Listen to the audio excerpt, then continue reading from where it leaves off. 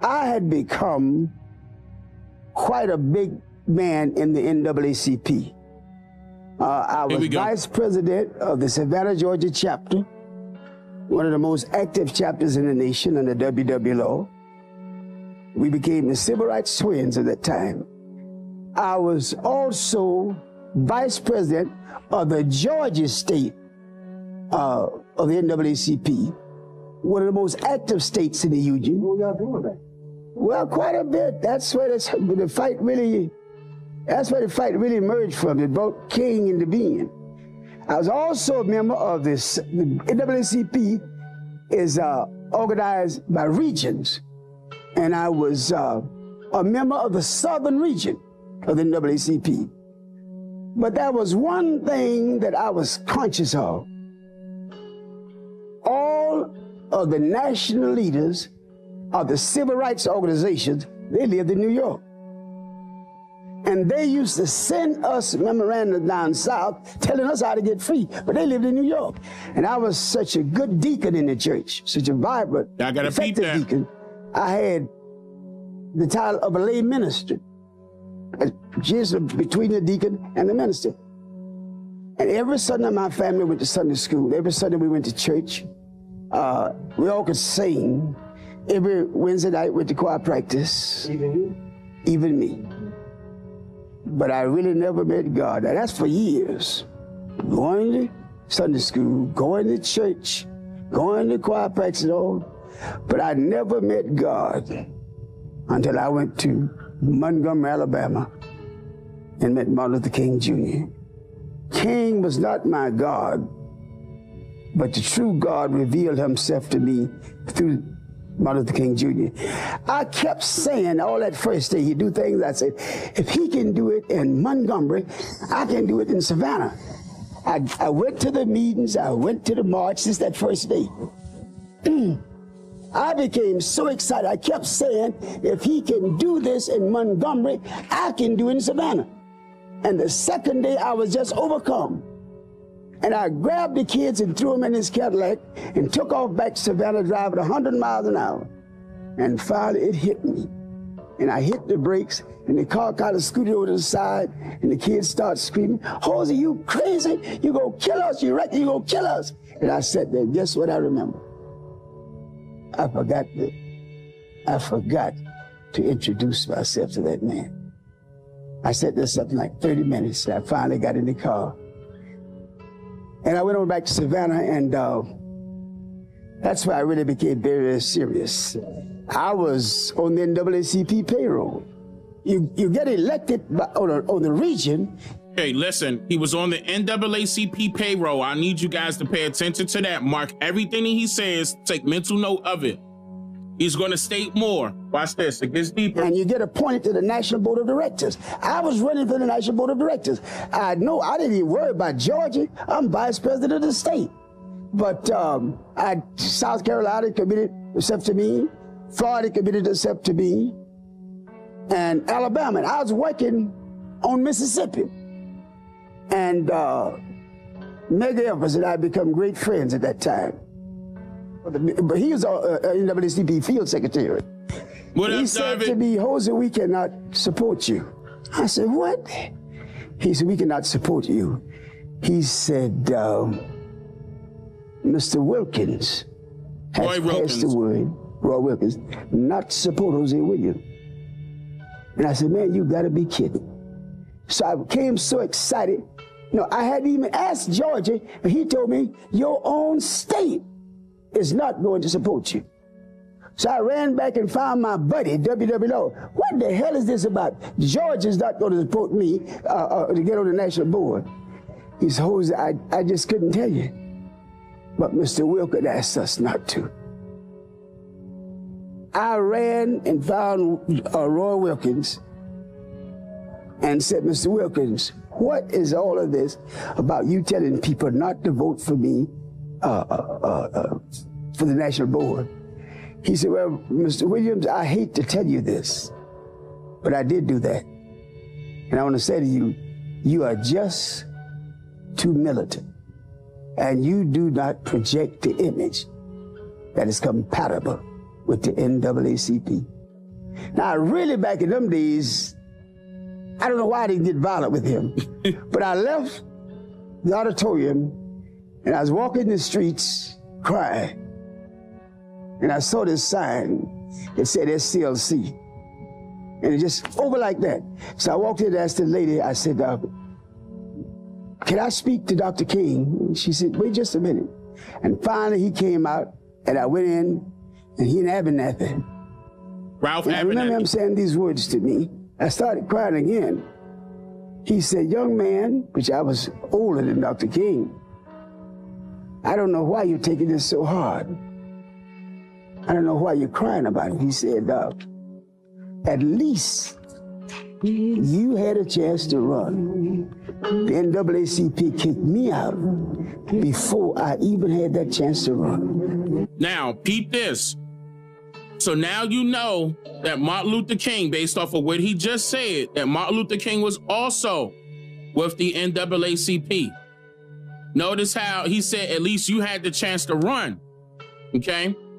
But that's the reason why Roy Wilkins was telling everybody not to vote for him, because Jose Williams was running.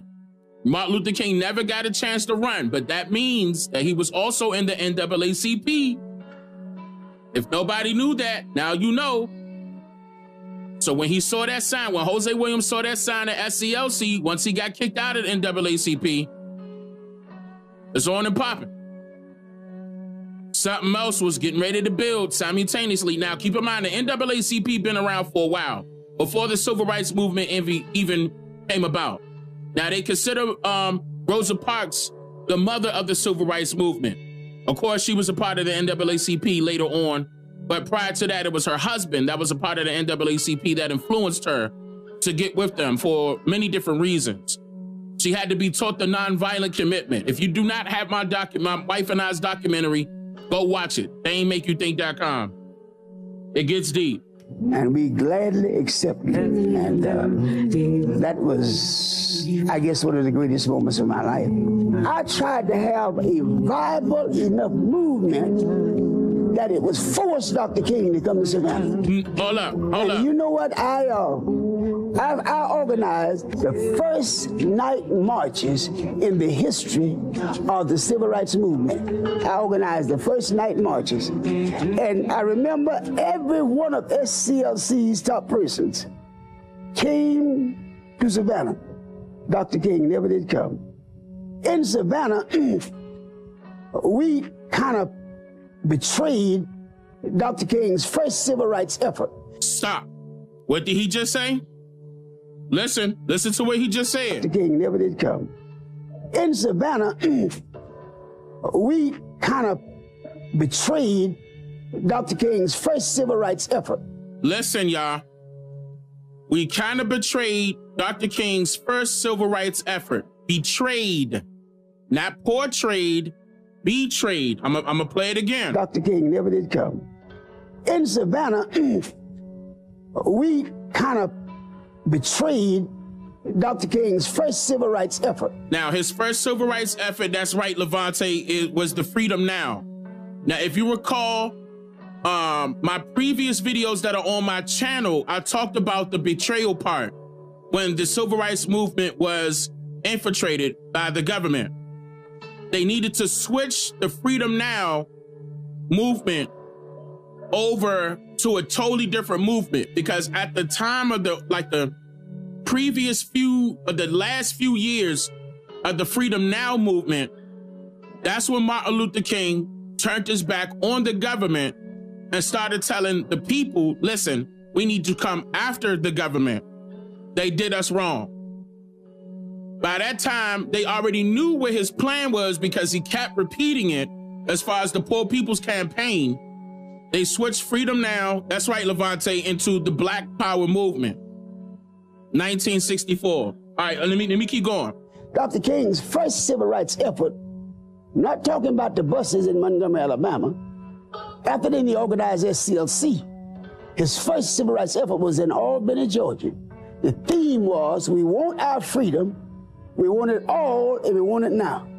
So Freedom Now, he said that was before the Montgomery bus boycott, and that was before the creation of the SCLC, which was Martin Luther King's organization, the Freedom Now movement. Mark this, y'all. Don't forget it. And he really left Albany with a theoretical victory. It just doesn't happen like that. And then he began to zero in on specifics. And basically in Birmingham, it was public accommodations. Listen. In Selby, it was right to vote. In Chicago, it was public housing. Each time we'd have, you know, but in Savannah, Georgia. So what he just did was give descriptions in different states. Actually, it could have went further than that.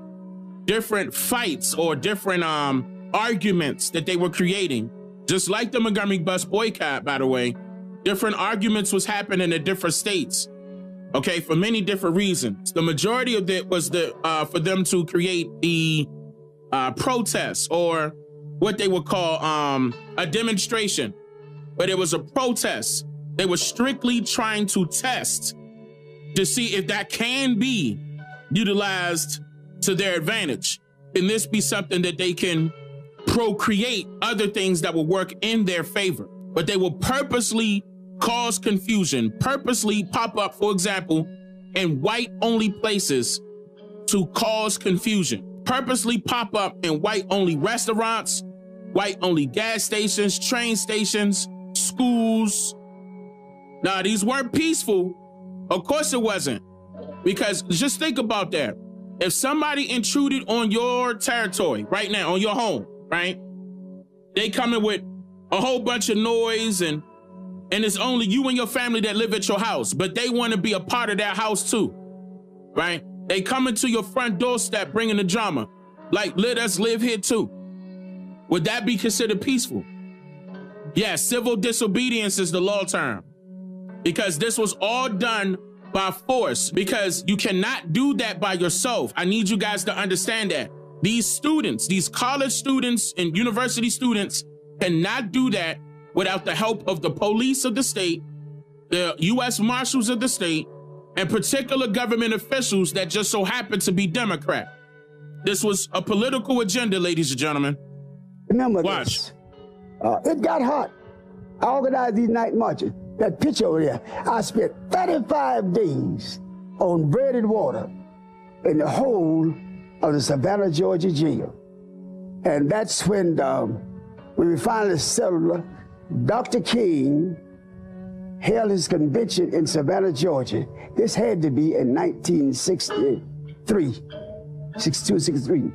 And he announced that Savannah, Georgia was the most integrated city south of the Mason-Dixon line. And who do we thank? None other than Jose Williams. He gave me the annual award of that year, and I remember he let me give Aretha Franklin Award for SCLC. I really realized that my life was being misused. I began making every effort to get out of the chemistry lab and get into the civil rights movement full time. Well, I think Dr. King more or less accepted me because of the magnificent job I had done in Savannah. Because I'll be frank with you, the toughest job in my life, and I'm 74 years old, was shifting from violence to nonviolence. That was a hell of a thing. Shifting from violence to nonviolence. And in Savannah, we started these night marches. We filled up the jail. I guess I had, this stuck with me. Even in Savannah, I had several Mike Tysons on my team advocating nonviolence. Now, if you didn't listen, we would resort back to the violence. I had a guy named Vic Lester Hankerson, Trash, Mubu. I mean, these guys was terrible street fighters. Now, so that's an admission that a lot of those, at the beginning stages, a lot of those nonviolent commitments were violent. Now, some of you guys can recall some newspapers indicating this. Washington Post, New York Times, they were stating how certain things did get violent. Now, the Negro papers will always point the blame on the whites. And of course, the newspapers that were owned by the whites will point the blame on the Negroes, or the coloreds, rather, on the coloreds. But keep in mind, that is our people intruding on the whites, what they had, their restaurants and everything else, even though we had our own. We had our own restaurants, we had our own bus stations, trains, that we had our own things going on. At the same time, we had our own taxi companies. This is not a game. They wanted integration, desegregation. Notice how Jose also mentioned that Martin Luther King gave him an award for integrating, what part of Georgia did he say? I forgot which part of Georgia, some part of Georgia, I forgot, I can't recall it right offhand, but he just got finished saying it. But that doesn't equate to equality, okay? But that's what they were feeding these children, Albany, okay, Albany, Georgia. Oh, it could have been Savannah, I could have sworn he said Savannah, okay, one or the other. But that movement, as far as integration is concerned, Martin Luther King gave it to him. But keep in mind, that was during the, all right, if somebody got violent, they got violent also. But that could have been with anything. The white folks could have got mad, like, hey, we not about to serve you here. Somebody pop up like, yes, you are, and then boom, they go to, you know, there's a problem. I just want everybody to know that this is the time period that we're looking at right now before it fully switched over to the non-violent commitment. Even though NAACP always showcased the non-violent approach with certain protests or sit-ins or demonstrations, that particular portion didn't switch over to the non-violent one until after this particular segment, after this particular demonstration that he's going to mention. And I finally was able to get from the government to give me a year's leave of absence. Supposedly, the only way you're supposed to get a leave of absence from the government, from your job, is that wherever you go and what you're going to do, it will greater benefit you and more qualify you to do the job. So the SCLC had teaching illiterate people how to read and write well enough to register and vote. And I went back. Stop. Okay, besides the fact that he said that he was working for the government and trying to get a year leave of absence, he also mentioned that the SCLC was trying to get illiterate people and teach them how to read and write in order for them to turn around and go register and vote. Illiterate people that didn't know how to read and write, you teach them how to do that and then turn right around and say, all right, we need you to go register and vote. Y'all, this was a big agenda.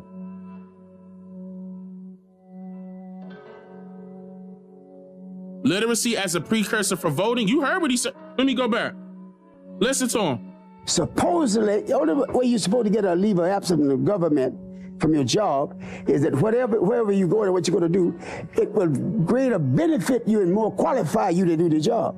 So the SCLC had teaching illiterate people how to read and write well enough to register and vote. And I went back and told. See? Now, remember the videos I was showing you of Stokely Carmichael actually going from house to house with his paper that had the Black Panther Party, the original Black Panther Party, trying to go out to these people that were working in the fields, and he was trying to act like he would, he could relate to them. Y'all remember that, right? And trying to entice them to go register and vote, but actually telling them who to vote for and when. These are people that have no idea, that's not connected to the political realm. But if you tell them a good story and it sound good and you break the ice with them and make them feel like they can relate to you, yeah, they're going to do it. Our people were vulnerable at this time. And this particular party, this political party, took advantage of that, the Democrats. This is not a game. This is not a laughing matter. And Martin Luther King was a part of it. Trying to get everybody to vote Democrat. This is horrible, y'all. From the Library of Congress and the Smithsonian National Museum of African American History and Culture. 3, 2, 1, and rolling. Today is Saturday, March 9th, 2013. My name is Dr. Hassan Kwame Jeffries of The Ohio State University in the Southern Oral History Program at the University of North Carolina at Chapel Hill. I'm with videographer Petna Daliko in Albany, Georgia, on the campus of Albany State University to conduct an interview for the Civil Rights History Project, which is a joint undertaking of the Smithsonian National Museum of African American History and Culture and the Library of Congress. We are here this afternoon with Mr. Robert McClary. Mr. McCleary, thank you so much for taking the time to talk to us today. Just want to ask you a couple questions about life growing up. When were you born? I was born October 19, 1938 here at P.B. Putnam Hospital. At Putnam Hospital? P.B. Putnam Hospital, the segregated hospital here in Albany at that time. I was born with cerebral palsy. And my mother died of diabetes before I became at the age of 2. I guess I was about 2 years old. I don't know anything about my mother. But my father had a job on the railroad, and secondly, he took the family that was left in the house and we moved to Warwick. To Warwick? Yeah, one of those little railroad shacks you see along the tracks. For the section hands right here. Wow. They call them section hands because they maintain a section of the railroad. Section of the railroad. Yeah. So you lived right, literally, in one of those shacks right off of the railroad. That's right. On railroad property. On railroad property. What was the railroad? Do you remember the name of the company? Georgia Northern, little lady. Georgia Northern. Yeah. The Georgia Northern Railroad. From here to Cornell, I think, or something like that. About 50 miles. Local light railroad. Not very well maintained, of course. Right. But that's where I lived, and that's where I grew up. And until my father retired. But, yeah, I grew up with cerebral palsy. I remember one day my sister wanted to go. My sister, myself, my brother, and my father. My sister said, before my mother died, she gave me to my sister and said, take care of my baby. And that's why she stayed there with her father. She was about 19, I guess, at that time. But that's what I grew up at. And one day, when I had learned to walk at about 7 or 8 years old, they were discussing what they were going to do with me because my older brother, older than me, was going to school. She said, I believe Robert can stay here by himself. And he don't have to go to school. My father agreed, said, they don't need him going to school. I had a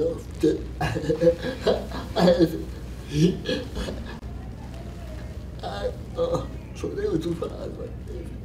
Well, he wants to go to school. Yeah. Want to be treated like anybody else. Always trying to do what Right. They get me in trouble. Right. So you didn't want to have any parts to do with staying home. You wanted to go to school. Your brother was going to school. Right. You wanted to go. Yeah. I want to do everything in it, but of course. But being handicapped, but I always tried. Just today was when one day my father, Saturday night, my father came home, or was it Friday night? And Friday night was payday night. Railroad people get paid every 2 weeks. Payday night, my father came home with a big knife on his head, and he grabbed his shotgun and started back up the railroad track going to town. the neighbor stopped and said, hey, no, this white man. And my father went to the store to pay the bill. And, they pay the bill when they get paid off every 2 weeks. He went to the store to pay his bill, and this white guy, store owner, he was ready to go home. He said, Shorty, come on in here and pay your bill. My father said, oh yeah, let me. Kept playing with the little girl. When he got into the store, the man grabbed him in the collar. Said, I told you to come in and pay your bill. You can't talk to me like that. I'm a white man. My father said, no. You son of a bitch. You son of a bitch. That's what your father said? Yeah. My father was one of those old South Carolina geekies. Oh, from South Carolina, from South Carolina. Yeah. You don't bother them too bad. But I always admire him because he had a confrontation with a white man in a small town and lived to talk about it. Wow. So, anyway, I went to school. It wasn't the school. Warwick had a nice two-story school behind the store, stripped away, like the boulevard for white folks. I had to go across the field or around the field when the crop were going for the other church school. I was on the 1st and 8th grade. I think I skipped some grades because I was so old when I started, and I wasn't too dumb. But I think I skipped some grades. Anyway, at 8th grade, then we went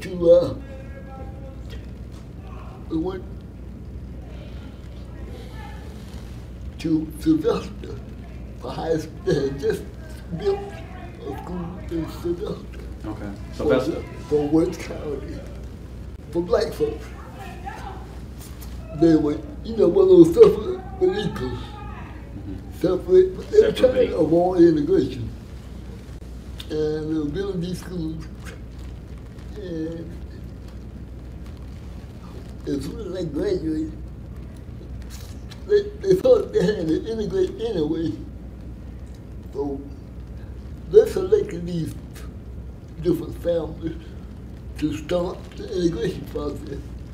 One of those little girls was the Young family, Dorothy Young. Dorothy Young. And she had a confrontation with a white guy on the bus. And white child on the bus took her home. But took her to the yard. They took her to the child development center and didn't tell her mother where she was. And that started a movement in Warwick. But before that time, I had already gotten involved in the movement. Shortly after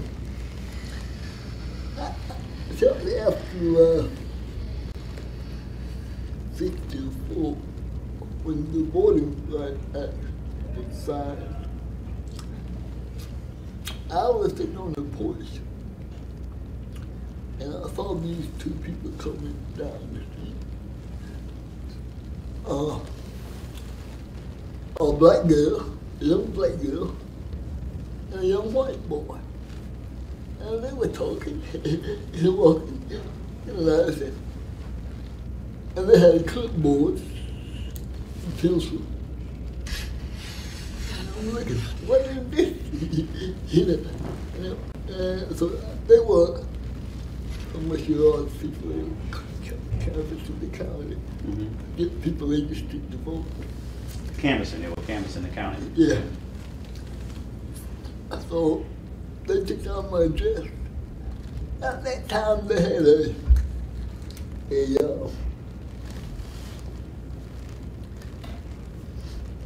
had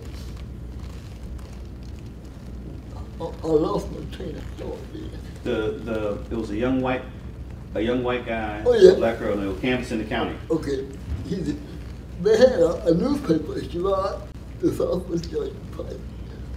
We had a newspaper called the Albany, called the Other Side. The other side. The Other Side. And when the captain got my address, they sent me a newspaper. They sent me a bunch of newspapers, distributed. So, when I wrote an article for the newspaper and sent it back to the army, that's why Sherrod, I guess, always invited me to join the movement. Wow. So you wrote for the paper, sent it in, Yeah, and then Sherrod was like, yeah, come on, join the movement. yeah.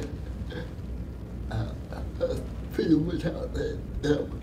I had already been to several mass meetings with my brother-in-law. He sleep there at night. He didn't pick me up and went to mass meetings. Now, would these be mass meetings in Worth, or would they be down in Albany, or in where? Worth County. In Worth. It turned out that Sherrod was trying to organize in about 9 counties in Southwest Georgia. Pretty big.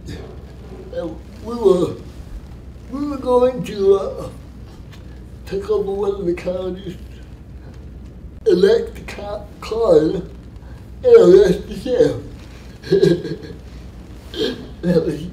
That was the plan. Yeah, Sherrod was an idealist. Anyway, when I went to a meeting at Dr. Young's house with Sherrod. We started having staff meetings on Monday in different counties. And that's when I joined the project. And Sherrod gave me the checkbook. And say you take care of the money. And we had an office on Jefferson Street here in Albany. On Jefferson Street. 615 South Jefferson.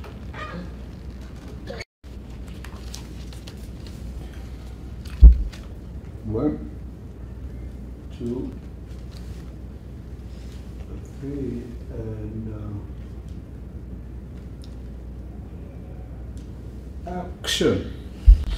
Mr. McCleary, apologize for the 15 or so minute delay there. We had to change some stuff out technically. When we stopped, you were talking about you were working with Sherrod. You had joined the movement. Yeah.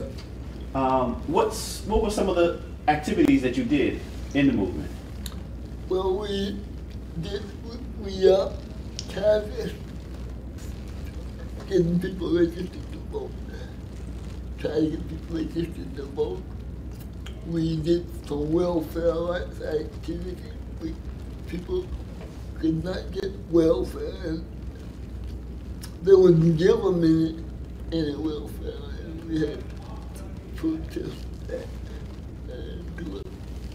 Every time they took them down, we just appeal that, and the white people wasn't used to black people coming appealing, so and that was during the time when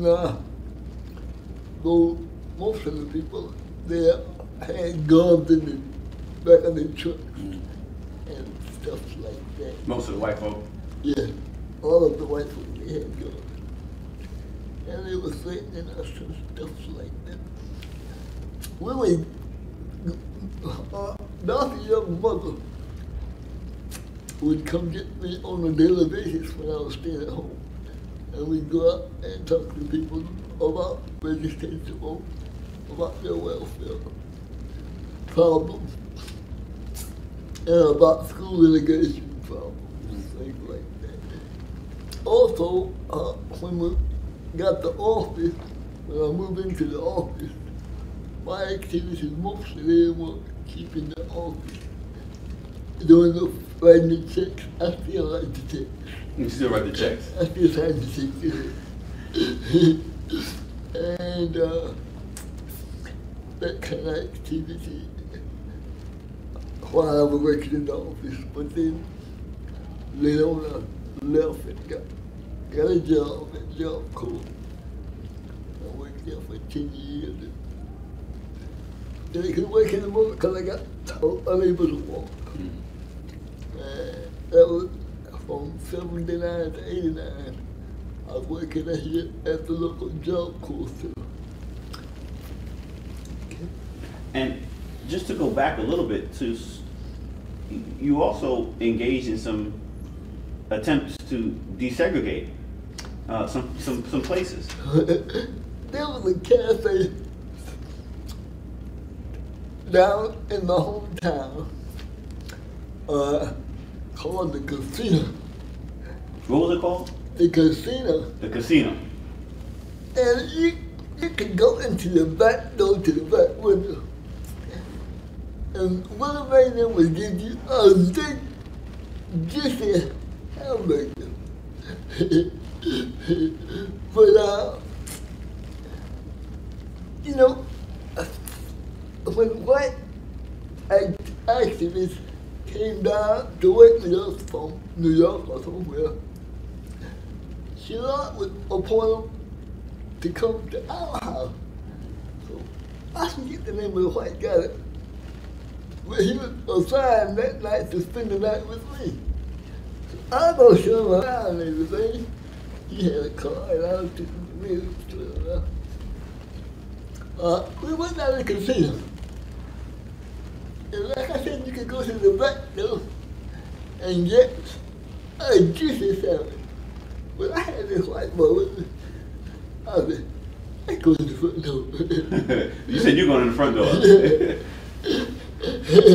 I went in the front door 55, sit down there, and he said, well, they got the police, they opened the door locked. You know, this is a small town, everybody know everybody.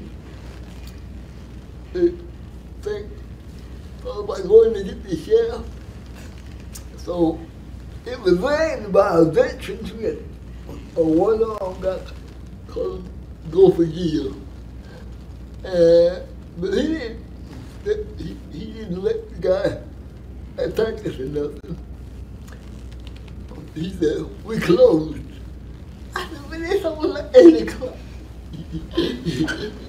He closed the place and never opened it again. I stopped there because I didn't mean to stop the man's face.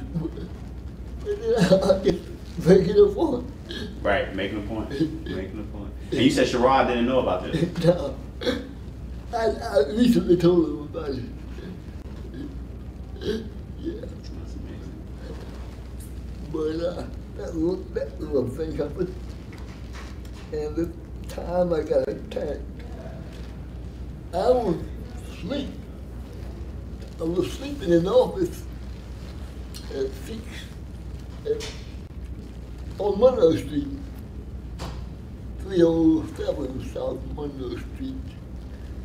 And I had a room there and we were using the other room as an office. And then there was a big front room we used as a meeting place. I was there and I heard a knock up and banging on the door. I got up and peeked into the living room and I saw 3 white folks there with guns in their hands. I had a little Saturday night special too. But I looked at them all. I'm saying, I don't think I can. There's 3 of them. And they had automatic weapons. Wow. You said you thought about it. You thought about pulling the Saturday night special. Yeah. Mm. You know, I knew I couldn't shoot fast enough. Right. Accurate enough. So I put my gun down.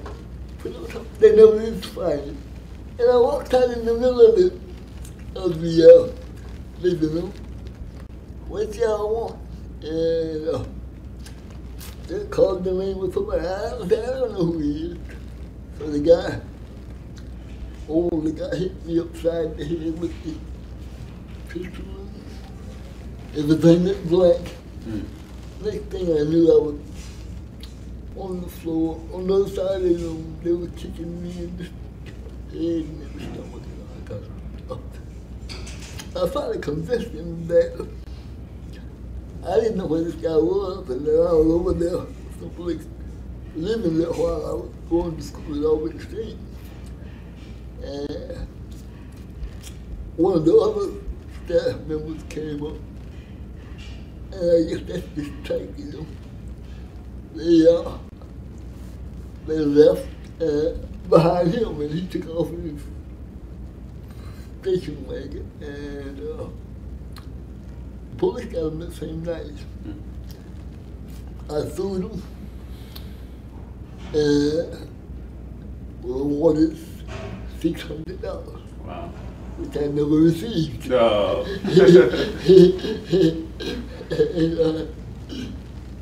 And, that's about it. So, but the hamburger place, I like to say, if they ever open up that place and walk again, they owe me a hamburger. They owe you a hamburger.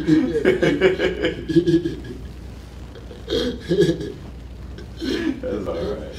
And I want to get for the record, you said that you graduated from Albany State. Yeah. With a degree in business. Business administration. And you came to Albany State in part because Sherrod said, come on, Dad. He encouraged you to go. Yeah, really. I was turned down for Albany State the first time I tried to matriculate. After high school, like I said, the rehabilitation trying to get me into federal school. Turned down. I was devastated. I came up here, picked up my credentials, and the guy said that, well, you can't talk, you can't walk, you can't write, you don't have anything but teachers out here. Then I go to so much school. So first, instead of that, I had got a scholarship. Rehab sent me to Cornell, Gillespie Civil Institute, where I learned to type and library science, which I quickly forgot.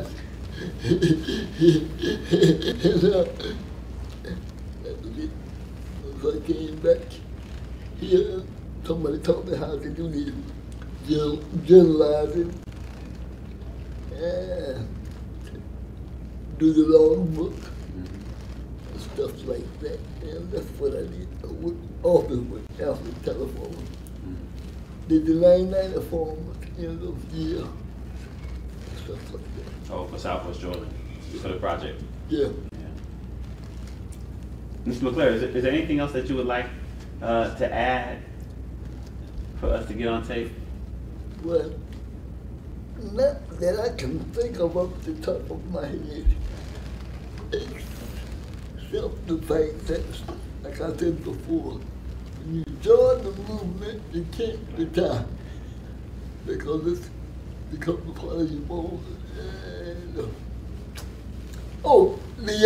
the little town that I was registering people to vote in, dragging old ladies into the voting booth, while the white people they raised were looking at them and they were afraid.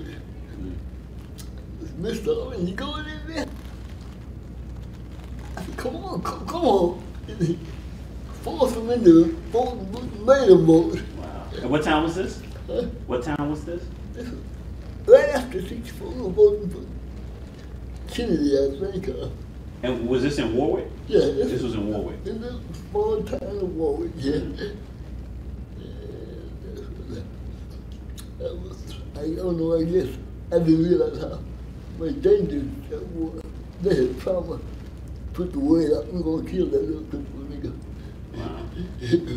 Wow. For doing that? Yeah. But it never happened. Anyway, just to try to make me stop. But so much went on during that long period of time, I know I'm going to miss something, but that's the gist of it is that we used to we used to have staff meetings with people from different colleges on Monday morning, and pretty much on Monday morning, and then we'd go up to the various colleges and do what we had to do, conference, get people registered to vote. But in that little town, like I said, we got the first black mayor of Warwick, which was, well, that was during the last session because he died. But we did get a black mayor in Warwick, and I wasn't there, but I hope that some of our work was the results of that. Definitely. Yeah.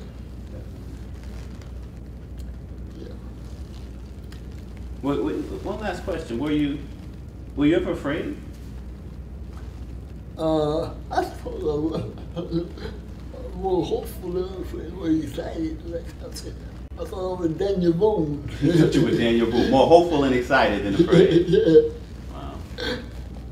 I never was afraid. My father taught me, like, he'd always complain about other people being so timid. Being so timid. And he was not timid. I don't know where he get it bravado from, but like I said, he was the only man I know had a physical conversation with a white guy and lived to talk about it. After the incident, he just went back uptown. Amazing. That's amazing. Like I said, that attitude that those geeches had. They weren't backing down. Yeah. They weren't backing down. They say if you fought a bad news shining system like a geek, he won't back up. If you fought a Russian with that, he gets scared. He gets scared of a new gun. Wow. Well, Mr. McCleary, thank you so much for sharing your thoughts and experiences. It's been a real honor to talk to you. Well, a little bit, you know, I did kind of a thing. I just don't have any notes or anything. I'm sure I missed something. No, that's all right. That's all right. Anything with, we'll get it again. Okay. All right. Thank you. Thank you. Wonderful. All right. Yeah. From the Library of Congress and the Smithsonian National Museum of African American History and Culture.